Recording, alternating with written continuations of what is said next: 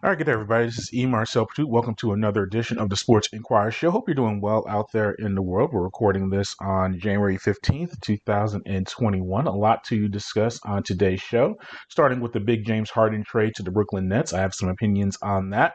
Why George Hill needs to know his current situation and have some perspective when speaking about the pandemic. We'll transition to the Gridiron Blitz, particularly Urban Meyer landing the Jacksonville Jaguars job, preview the NFL divisional playoff round, and finally, in the miscellaneous department, we'll delve into Atlanta United and their continued moves in the offseason, and maybe some other news and notes in the world of sports that we had not touched on earlier.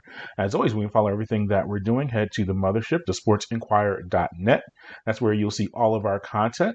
And you'll also see our social media platforms, starting with Twitter and Instagram with Sports Inquirer. That's all one word. Every time we post something on the site or we live analyze different contests, you go to those social media platforms and you'll be able to see it right then and there. And also provide some good links to our audio items.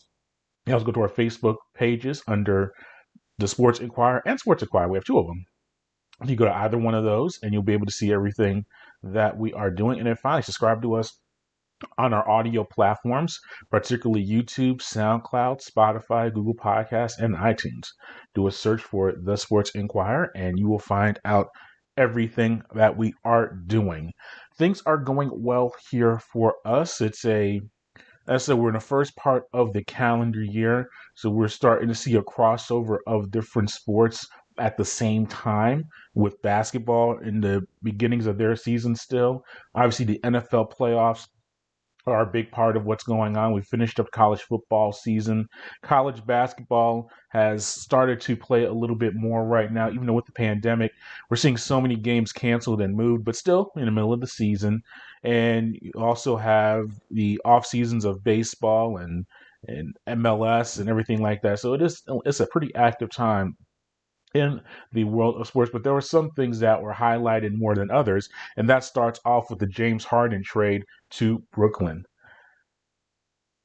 When we look at our professional athletes, you want the key word in that is professional. We know that it's not a reality for a lot of you listening or for a lot of us. The financial compensation is unique. The public image of it is unique. It's a very public job. The fact that there's fans and fandom and dealing with that element is unique. You also have a public interest involved in it. That makes it very unique in a way that while there are millionaires that are in the banking industry or in the medical field or any other industry you could think of, you wouldn't know that from a professional athlete.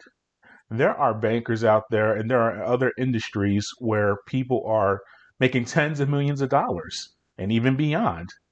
And you may be in the supermarket right next to them and not even know it.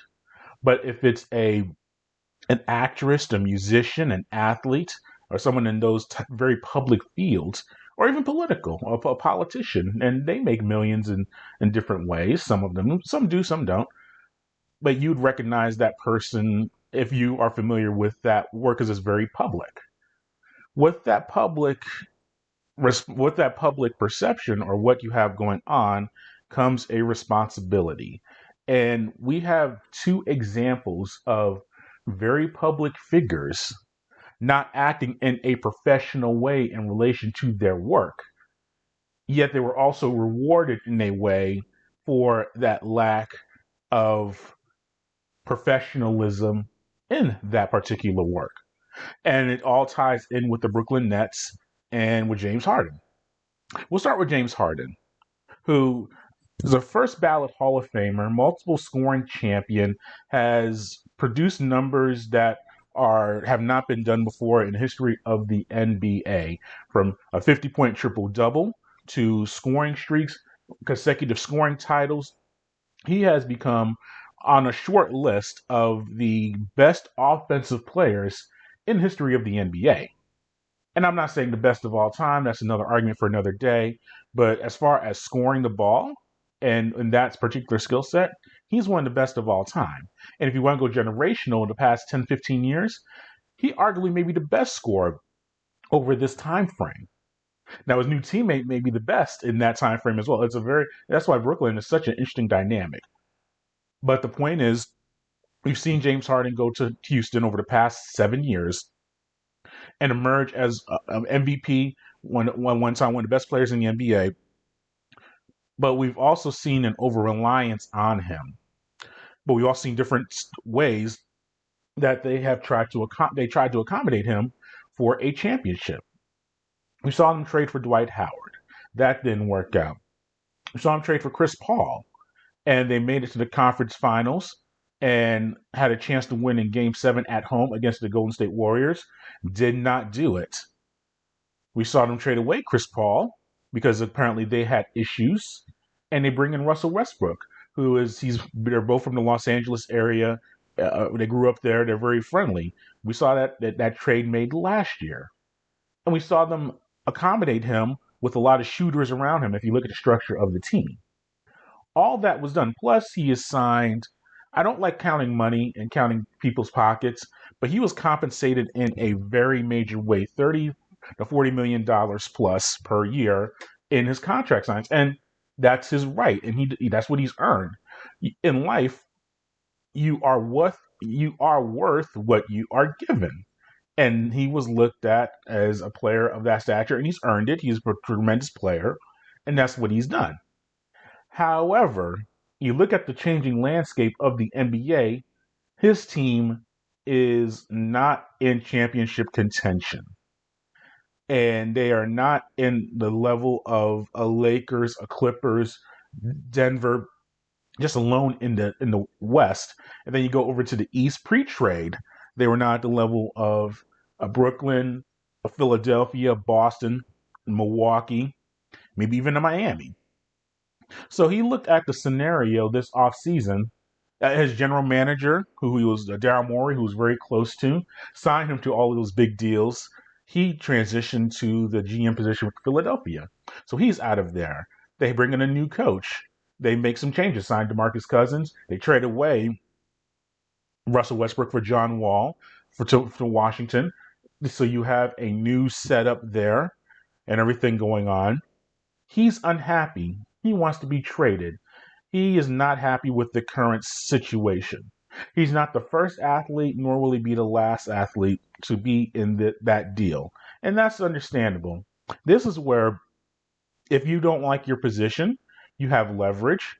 You can, and things like that. That's fine. You can not show up to preseason workouts.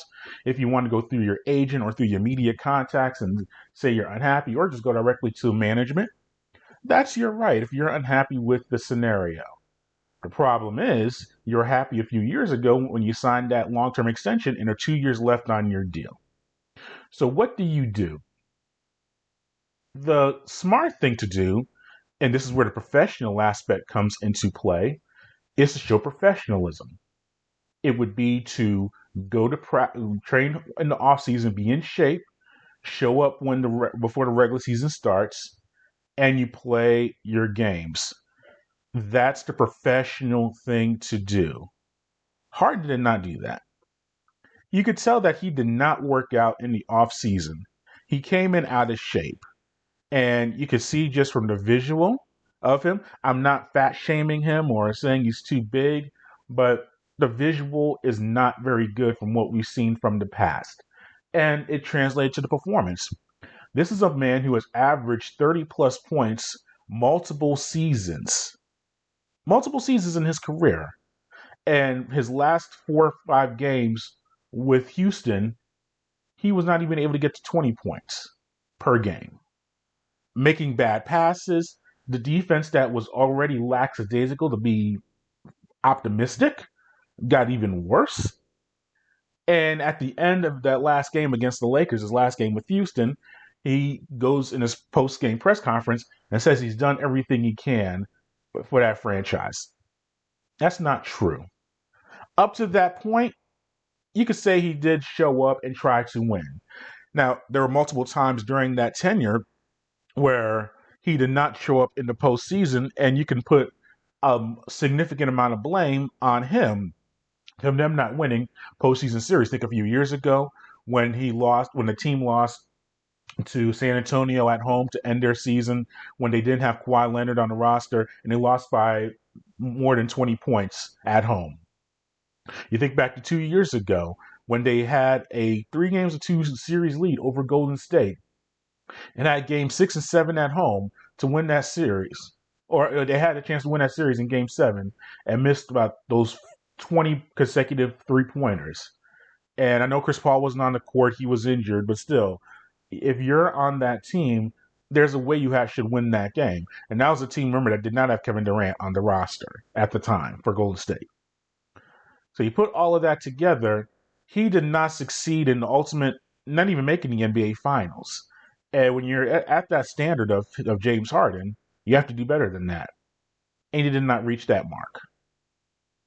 So when you come at the end of your game against the Lakers, out of shape, underperforming, and you say that I've done everything that I can, no, you haven't.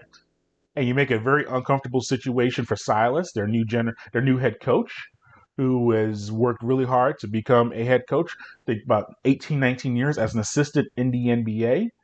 And you show up like that and you perform like that, it's not very good. So he acts unprofessional and does not put himself in a good light, yet he gets traded to one of the favorites to win an NBA championship. And he gets reunited with maybe the best player in the NBA and his former teammate back in Oklahoma City in Kevin Durant. The details of the trade, if you need to know, in essence, the Nets get James Harden, and they parted away with Karis LeVert, the second rounder who went to the Indiana Pacers. Cleveland Cavaliers got Jarrett Allen and Taurean Prince in the deal. Now the Rockets, they got Victor Oladipo, Dante Exum, Kuris, 3 Brooklyn first round picks in the future, 1 Milwaukee first round pick in the future. Actually, 2 of them, but it's only 1 in next year's draft, and 4 Brooklyn first round swaps. What that means is that if the Nets finish with a worse record than the Rockets, say the Nets have the 2nd pick in the draft and the Rockets have the 20th pick in the draft, they can swap picks. So now Houston has a 2nd pick and Brooklyn has a 20th pick, and Brooklyn can do nothing about it. So that's when you have the swap picks. That's what it means. We'll look at the Nets and we'll go from their perspective and see how the rest of the teams, what they got out of it. If you're the Nets, obviously you put together 3 of maybe the 5 best offensive players in the NBA. Kevin Durant, similar, even better resume than Harden, multiple time NBA champion, the guy who went healthy, and he looks like he is healthy now, come back from the Achilles injury, is arguably the best player in the NBA. And they obviously have a history together, Harden and Durant, back in their days playing together with Oklahoma City. So there's some familiarity there. What this also does is provide protection for the Brooklyn Nets for Kyrie Irving. And this is part 2 of the lack of professionalism that we're seeing in the NBA from guys who are, in essence, being rewarded for it. We've talked before on the show about Kyrie Irving, tremendous player. Arguably, when he's on points, and the pun is not intended, but it does apply in this situation. When he's healthy, and he has struggled in health-wise, but when he's healthy on the court and right, he is arguably the best point guard in the NBA. He is that good. NBA champion, he won one with the Cleveland Cavaliers. We've seen him make major shots in big situations, including the game winner for the Cavs in their Game 7 championship win against Golden State a few years ago. I mean, the guy is a special, special talent. But mentally, does he provide everything that you need? My whole thing with Irving is all of his outside perspectives, from the earth is flat or conspiracy theories. I don't care about all of that stuff because we all have our own beliefs and things that we have in our mind. But when it comes to our professionalism in our work, and whatever walk of life you have, and that includes maybe even if being a parent is your profession, or being a good family member, or a good member to your community, whether it's in your church or your community center or in your nonprofit, If that's your profession, if that's what you profess it to be, you show up and do your job the best that you can. He has not done that. And over the past few weeks, he's missed 4 consecutive games because he's away for personal reasons. And I think the NBA media, he's never going to talk to me, so I can really say it and keep it blunt and honest. I think we've had an overcorrection on being so player friendly. We don't want to call him out for stuff.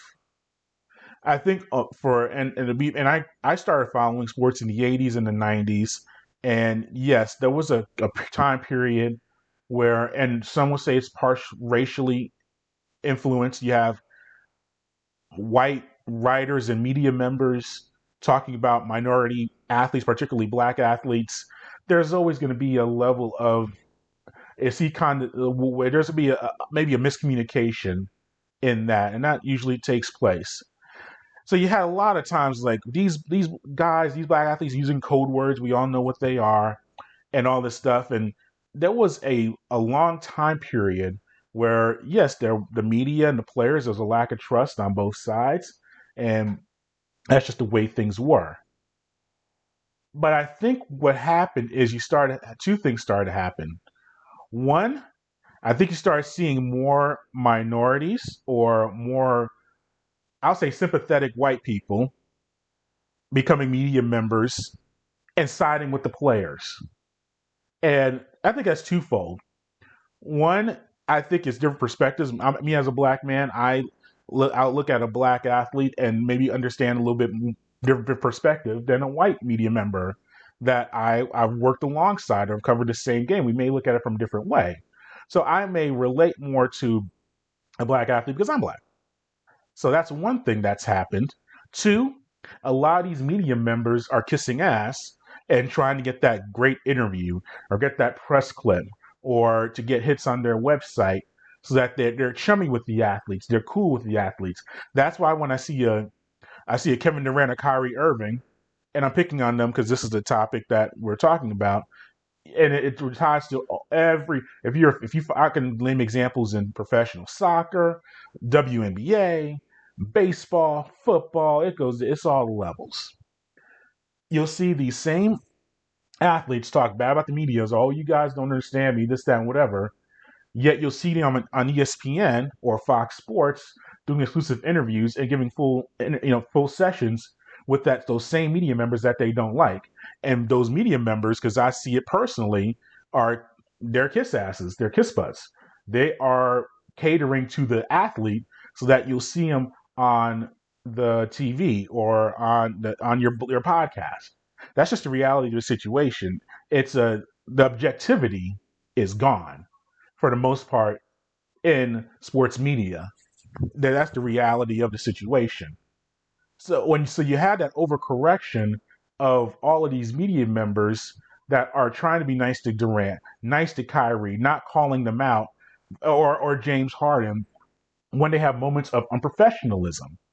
I said they're not going to talk to me. They don't care. They're not listening, but you're listening, and I appreciate that. But here's the situation with Kyrie, and that's how it all ties together. I'm hearing the stuff about him, and we all know that he's very, and I hate these code words also. He's very sensitive. He's very into himself. He's very mental. No, he's a bad employee. If you want to take personal time away, and yes, mental issues and mental situations, we're really more focused on that, and we acknowledge that mental illness. And I'm not a doctor and saying that he's mentally ill, but if you want to go that route, I'm throwing it out there because I've heard that thing too. Oh, he's mentally sick. He's mentally ill. He's not in his right mind. Okay, if you want to go that route and say that's what's going on, and you don't want to report the work, and you want to use the crutch or the excuse of the Capitol, the riots, the insurrection, the treasonous acts of what that took place last week in our nation's capital, in Washington D.C., and you're saying that really had a mental impact on you, and you're not in the right mind frame to play a professional basketball game. I think we're more understanding of that now more than ever. But you have to communicate that with your bosses your supervisors, your fellow employees. And Kyrie Irving has not done that and did not do that. He just said, I'm not showing up to work, and told nobody about it. There was almost an APB out there to find out where he's at. But no, the very first game of him not playing or wanting to sit out for whatever reason, we see him on a Zoom call for a political campaign in New York. And I guess a fundraiser for a candidate for a New York political position. While the game is going on, that he says that he cannot mentally put himself in the right mind frame. Furthermore, he's at a party of a family member in a location, not wearing a mask in a public place. We all know what's going on. Look, if I go to the gym, I'm going to go to a basketball game later today, and the supermarket, wherever you go, you're wearing a mask. That's the reality of the situation. We're not. Do I like wearing a mask all the time? No, I don't like wearing a mask all the time. No one does. But that's what you do. And the NBA has protocols, your employer, for what you should be doing in this situation. And he's not following that at all. Here's what he needed to do. Call Sean Marks, the general manager of the team. Call Steve Nash, the head coach of your team, the one that you were so proud of saying that you hired him. That you don't need coaches. You could be the head coach of the team. Him and Durant, they did a video chat earlier in the offseason saying that exact thing. Not even Kevin Durant or a teammate. Just call them, say that you need time off for whatever's going on. And in this time and place, you'll get your privacy. You'll just say that he's out, and the team can make a statement. He's out for personal reasons. We're not, and I mean, obviously, you might have people that are stalking him and trying to find out what's really going on. But for the most part, we'll just say, look, he just needs some time off, his personal space, whatever. And I think that would be the end of it. But no, he doesn't report to it, and then he doesn't go to the media, who he thinks we're all pawns out there. Like hearing from Kyrie Irving on a Tuesday night after they played the Celtics is really going to influence my life and makes me a pawn in the system of whatever. So all of this stuff is coming together. And what we have now is he has not shown up.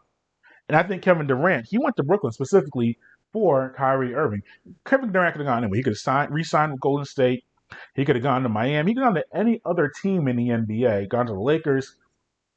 He gone anyway. If he wanted to go to I'll say the worst team in the league right now. I mean, and I don't want to single anybody out, but he could have gone to any other team in the NBA and made his money. He would have been a max guy, made the same amount of money that he's making now. But he chose to go to Brooklyn because of his best buddy, Kyrie Irving. And this is where Russell Westbrook ran to the same situation with James Harden. When you're friends with these guys, and these guys, they all know each other. When you're at that elite level, they've played AAU ball together, college, they do Team USA stuff. They see each other all-star games. And so they know each other, and they get along. But it's a lot different when it's your actual teammate. And seeing somebody, and it's like relationships, wherever you're in, seeing somebody every once in a while, if a handful of times a year, or if you're in the off season and you're in the same city, you have dinner, you go socialize wherever you like to do. In your basketball, you may train together, shoot some hoops, do some drills together, and you think, oh man, this guy, we're real cool. Like, he's a nice guy. I like him. And then you become teammates. You're on the same buses, the same planes, all the practices, that same locker room every single day. It's a lot different when you get to know someone in that extensive of a way. And Westbrook saw that with Harden when he was going through his situation in Houston last year. You saw Harden's training techniques and attitude and approach things were counter to what he liked to do. And that obviously led to a parting of the ways this off season. I think the same thing happened with Durant. He's been in Brooklyn for about a year and a half now, and he's seen Kyrie. And there's not to say that he doesn't like him as a friend or a buddy. But as far as the professional basketball side of things, I think Durant is looking at Kyrie and is like questioning if he can rely on him and trust him for an entire NBA season, and let alone in a championship run in the playoffs. What Kyrie's doing now, you don't think he wouldn't do this in the NBA Finals? We don't know. This is not a surprise if he would or wouldn't.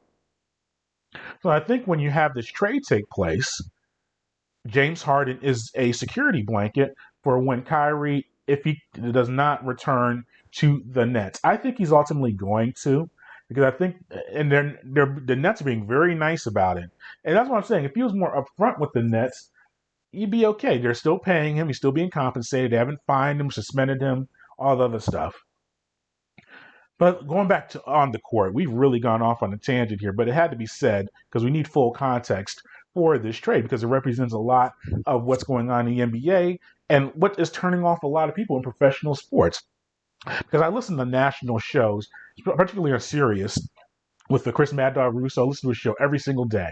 And I listen to other guys out there, national shows. Not your local, and some of the local, I listen to local Atlanta shows too. I'm not gonna shout them out individually; they don't deserve it. No, there's some good people out there. We know a lot of those folks. But when you listen to these callers, and it's not just the over the 65-year-old white man, damn those black players and making their millions, and we hate them. No, it's all ages, all races, all genders that are saying that what Harden and Kyrie are doing isn't right. Now you have some, and now end on this as far as the Harden side of things. Then we'll look at the X and O's of the breakdown for the basketball side. You can also argue, I said all of this stuff, and I started with the professional side of things, professional sports. It's also professional in the way you get things done. Whatever your business professional inspiration is, and whatever it's a businessman, even your favorite pastor, your a politician, even your own family member. There have been times where they have made calculated business decisions that weren't popular and put them in a negative light that ultimately led them to a good professional point. If Harden played nice, and here's the counter argument, so I'm not knocking Harden and being a total anti-Harden guy, because he's human. I mean, he's not the devil. He's a human being. So it's not like he's all bad. He's terrible. It's just his approach to things I did not like. But what I will say is that if he acted nice, showed it is another hypothetical. He showed up in the best shape of his life, and he was like, I like publicly. He's saying, I love the Rockets. This is a great team. We're gonna team together and make a run towards a championship. And go that perspective, the Rockets will play that against them and keep them on that team. And when they're not successful and not doing well, oh, James Harden, he's a selfish player. He's not a good guy, or he can't win the big game, win the big one. And Harden would, if he kept staying with the team and doing all of that, that is something that could have happened, and he'd be in Houston, not winning championships or doing what he wants to do. So if he's looking out for himself and went that route, or just and looked at the whole situation, I think he could have looked at it and said, look, if I stay here and I do that, they're just going to take advantage of me. I'm going to stay here, and my prime years are going to be wasted, and I'm not going to reach my ultimate goals. And that's where you have to look at that side of things as well. I personally wouldn't. That's where I probably would have gone, but I'm not in his shoes. I don't know. I'm not living his life. I don't know what's going on. But it is just that's the side of things that you've heard as well. And you can't ignore that could be a part of the scenario as well. But just overall, it's not a good light to see two elite talents. And I'm not saying to think of the children or they should be role models for what the youth are seeing. Look, sports athletes should not be role models most of the time. My whole thing with professional athletes and what they do, as long as you're a good citizen, you're not hurting anybody, you're going about your business, and if you live your life, that's fine.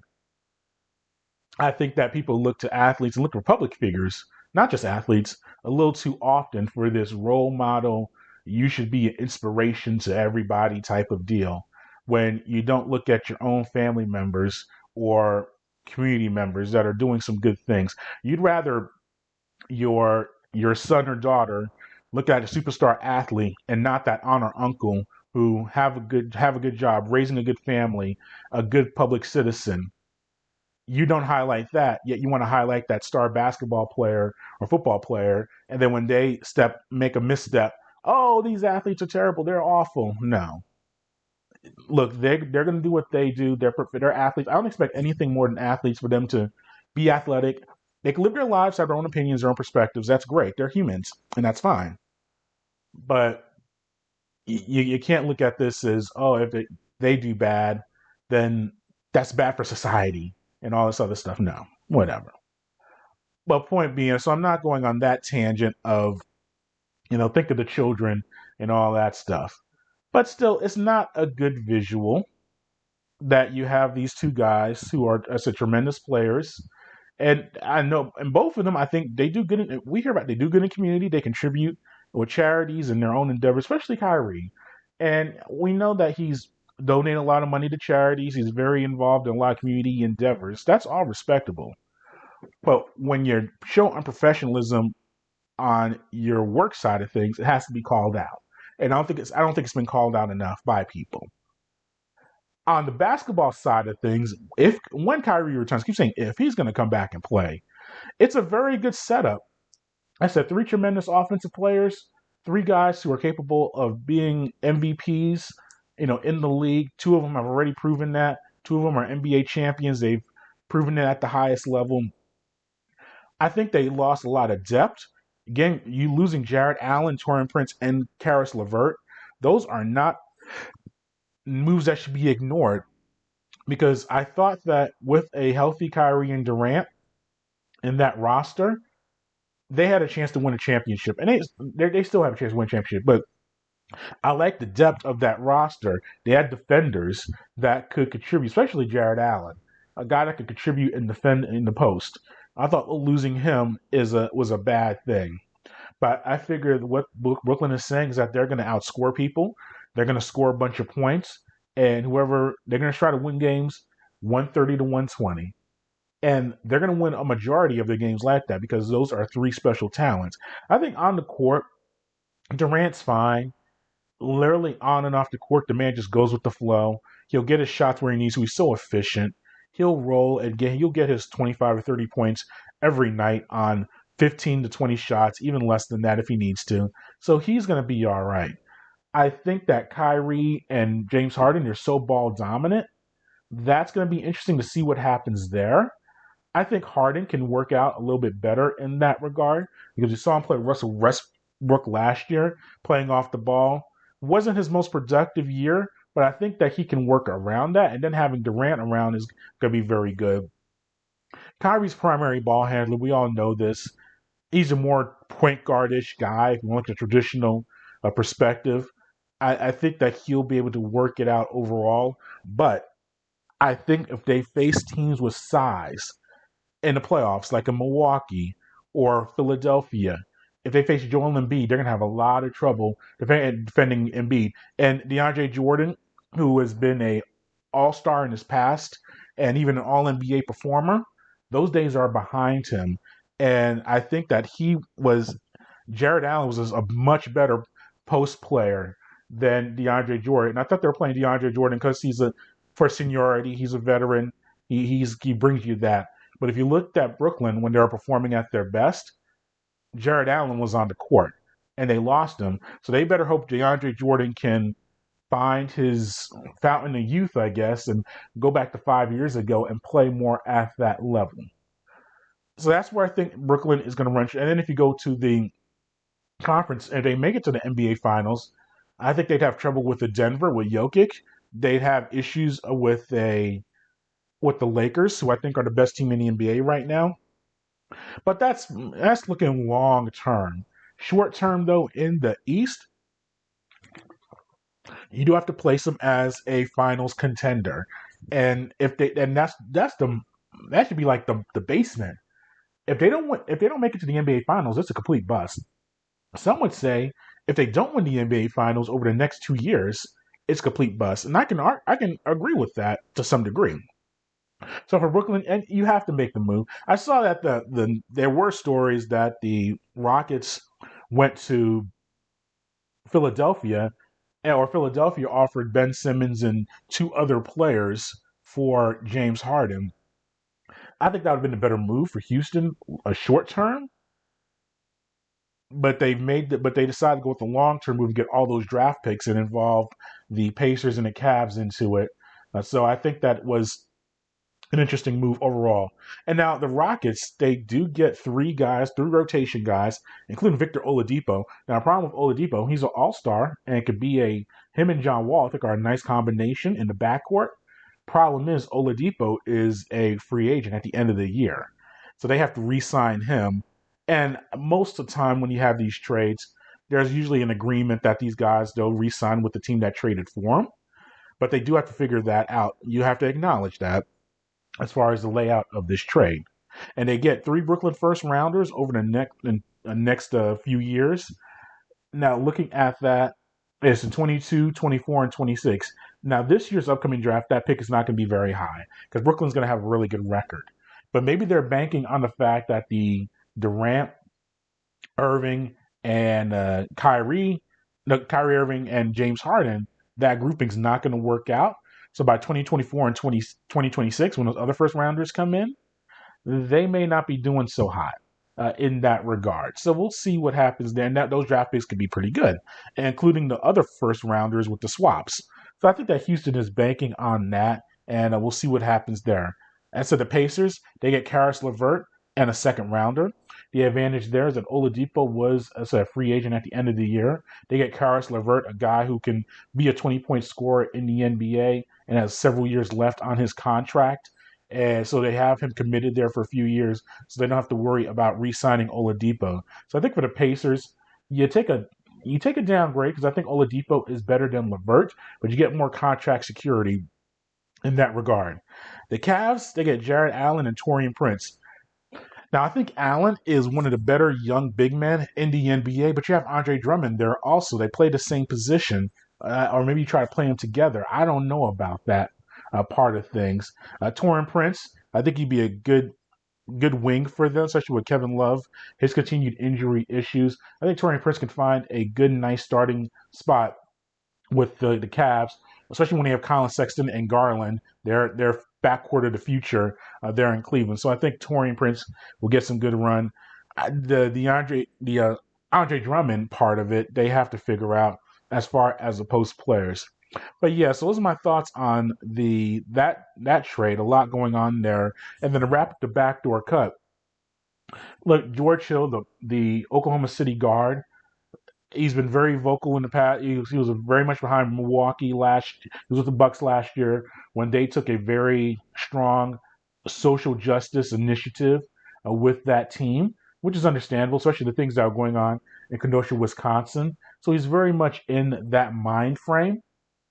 But if you don't like the current situation with the NBA and their health procedures related to the pandemic, just go home. And no one will blame you and say, "Oh, he's a terrible player." But he has come out. He's been very public about the increased amount of testing and the restrictions that the NBA is putting on the players as far as how they're tested, what they can do socially, as far as not being able to go out and socialize with the outside world. A lot of time in the hotel room, the way they travel, things along those lines. Look, we're in a pandemic that hundreds of thousands of people in the United States have died. This isn't a little flu that's going to pass over a few months. It has killed hundreds of thousands. And if you do not feel safe or you're not happy with the restrictions that the league is putting in, and I'd like to tell him as well that he is getting the best medical treatment possible. Maybe outside of the president of the United States, he is getting tested constantly. He's getting, if he does have issues, he'll get the best medicine. There are people literally dying every single day from this pandemic that do not have the benefits that he is receiving as an NBA player. And I'm not saying he doesn't deserve it, or he has earned that right to be in that position to earn that distinction. So it's not a shame on him for accepting it in that regard. But if you do not feel that you want to be tested and go through all these procedures, you should leave the team and go home to your friends or family or whatever your living situation is and not complain about it. You can't have it both ways. You cannot be in your place of employment earning your compensation and yet complain about the working conditions when you have the option of not being there. And you probably still be compensated for your efforts. I'm sure they'll be able to work out a financial plan for you as far as because you're under contract, you've earned that contract and it's guaranteed money. So I'm not saying that you get fired and not see a cent of it. I'm sure there's a way to work it out in that regard. But you can't have it all ways that you want in that situation, George Hill. So I didn't like hearing that at all. We'll transition to Gridiron Blitz and some NFL thoughts. Urban Meyer landed a Jacksonville Jaguars job. Not a surprise here. We've heard that Khan, the owner of the team, likes college systems, and particularly Ohio State. We've seen him have an infatuation with the way that college teams operate. So for him to go to Urban Meyer, who has the most success outside of Nick Saban and Dabo Swinney of the past 20 years in college sports, with multiple national championships at Florida and winning a national title at Ohio State, and him being a very public figure, it's not a surprise that he landed in Jacksonville, which has a collegiate atmosphere to it as far as the city and the way things operate. He is a legendary figure in the state of Florida, obviously with his time with the Florida Gators, winning 2 national titles with them. So he's a very known entity there. I had a feeling that if Urban Meyer was ever going to go to the NFL, it would either be with the Dallas Cowboys because that fits his personality and profile, or it'd be a team like Jacksonville or Atlanta or Carolina, a team in the Southeast, or even a Tampa with a kind of a collegiate atmosphere to it, a name that's very familiar to a lot of the fan bases that I mentioned. And Jacksonville, he lands in a spot where he's probably going to draft Trevor Lawrence. Obviously, the Justin Fields scenario is going to be very intriguing because obviously Justin Fields at Ohio State. We know Urban's at Ohio State. You know, he still has a lot of ties there. He's going to give Justin Fields probably a very serious look. And you look at the offense that Urban Meyers ran in Florida and in Ohio State, very similar to what Fields obviously has is familiar with it. I mean, Ryan Day runs very similar offense to what Urban Meyer did. I mean, every coach is different, but that same, you know, zone read, throwing, it's just the same type of scenario. So you figure if Urban Meyer installs that, Justin Fields may be a better fit than Trevor Lawrence. Now, Trevor Lawrence, I think, you could run the option and the kid will figure it out. He's that special of a talent. But that's going to be very intriguing to see what happens there. But I think he's going to take Trevor Lawrence ultimately. And Urban Meyer goes there. Was not surprised by that pick at all. And it looks like Saleh is going to be with the Jets. Actually, while we're recording this, let's we're doing it right now. Hold up, we're literally on the fly because let's see. No, the 40. Let's see. Yeah, he's going to be the Jets head coach. Yeah, that's what I thought. Yeah, the Jets hired defense coordinator Robert Saleh, the former DC of the San Francisco 49ers. So that's the number 2 pick in the draft. So we've had that announcement as well. With that pick, it's very interesting they went with a defensive guy when they have to figure out what they're going to do with Sam Darnold, and you assume that they're going to pick a quarterback at the number 2 spot. So usually when you have that type of deal where you pick so high in the draft and you have an incumbent quarterback that you may have to figure out, you get a offensive guy. But they're going with Saleh, who's worked around the league for the past few years, DC, very good resume, but very intriguing what happens there. As far as the games that take place this upcoming weekend, I'll give my quick picks. I think that Buffalo is going to beat Baltimore. It's funny seeing Lamar Jackson worry about playing in the snow. I don't think it's a big issue for him. They run the ball so much anyway, Baltimore, that if it's a blizzard, they'll be able to execute their offense. But I think Josh Allen is going to make a late play in that contest and have them emerge with a victory. Kansas City versus Cleveland. I think the respect to the Browns winning that game against Pittsburgh and getting a postseason victory. But I think Kansas City is primed and ready to roll. They had a week off, and I just don't think offensively that Cleveland's going to be able to hang with them in the long run. So I'm taking Kansas City to win that contest. New Orleans and Tampa, man, I really can see Tampa winning this contest. It would not be a surprise. But I think that New Orleans ultimately is going to find a way to score enough points and win. And I think that New Orleans is going to win with their defense. We've been so used to the past decade of the New Orleans offense being the big factor in Saints victories. But I think defensively that the Saints are going to step up and limit Tampa and earn the victory. And finally, Green Bay versus the Rams. I think this game has the most potential to be a double-digit victory for a team.